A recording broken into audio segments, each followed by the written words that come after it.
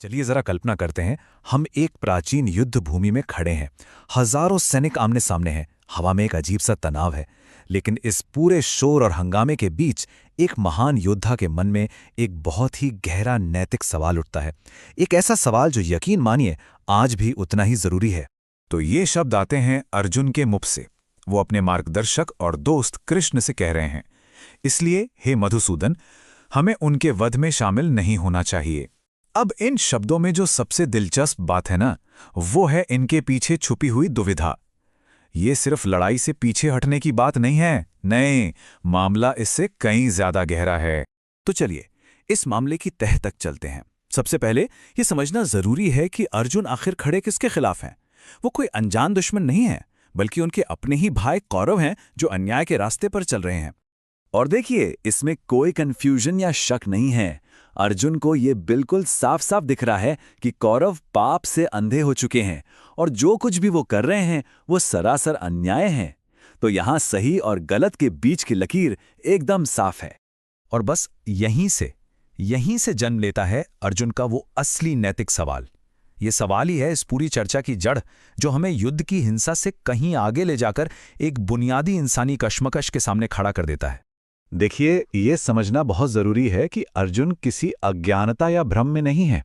उन्हें अच्छी तरह पता है, वो साफ देख पा रहे हैं कि दूसरी तरफ से अन्याय हो रहा है। और उनकी जो ये दुविधा है वो इसी साफ समझ से पैदा हो रही है। और उनका सवाल बहुत ही सीधा लेकिन बहुत शक्तिशाली है।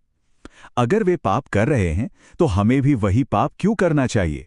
ये एक ऐसा सवाल है जो किसी को भी एक पल रुककर अपने कामों के बारे में सोचने पर मजबूर कर दे। अब सबसे कमाल की बात यह है कि इस मुश्किल सवाल का जवाब खुद उसी सवाल में ही छिपा हुआ है। चलिए अगले हिस्से में देखते हैं कि ये कैसे एक ऐसे सिद्धांत को सामने लाता है जो कभी नहीं बदलता, एक यूनिवर्सल प्रिंसिपल। अर्जुन अपने ही सवाल में शायद अनजाने में ही एक बहुत गहरा सच खोज लेते हैं। ये एक कमाल का आइडिया है ना, कि कभी-कभी सबसे बड़ी समस्याओं का हल उस समस्या को सही ढंग से पूछने में ही मिल जाता है। और वो जवाब, वो इस एक लाइन में छिपा है। इतरांचे चुकीचे कर्म कधीही आपले योग्य कर्म बदलू शकत नाही। इसका मतलब है दूसरों के गलत काम हमारे सही कामों को बदलने की वजह नहीं बन सकते। तो इसका निचोड़ क्या निकला? सीधी सी बात है, किसी और का गलत होना हमें गलत होने का लाइसेंस नहीं देता। यही है सही कर्म का सिद्धांत। मतलब हमारी नैतिकता, हमारे काम बाहरी दुनिया के हालात से तय नहीं होने चाहिए। इस फर्क को यहां हम बिल्कुल साफ देख सकते हैं।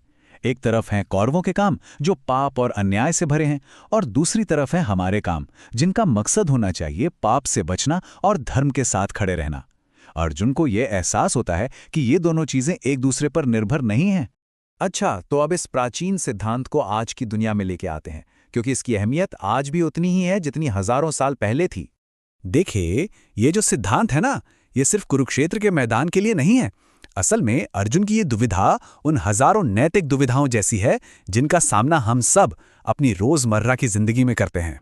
जरा सोचकर देखिए, ऑफिस में जब कोई और बेईमानी कर रहा हो तब अपनी ईमानदारी बनाए रखना, सोशल मीडिया पर जब कोई नफरत फैला रहा हो तब भी अपनी भाषा को सही रखना, निजी रिश्तों में जब कोई गलत करे या जब हमारे साथ अन्याय हो, हर उस मौके पर यह सवाल खड़ा होता है, क्या हम भी बदले में गलत ही करें?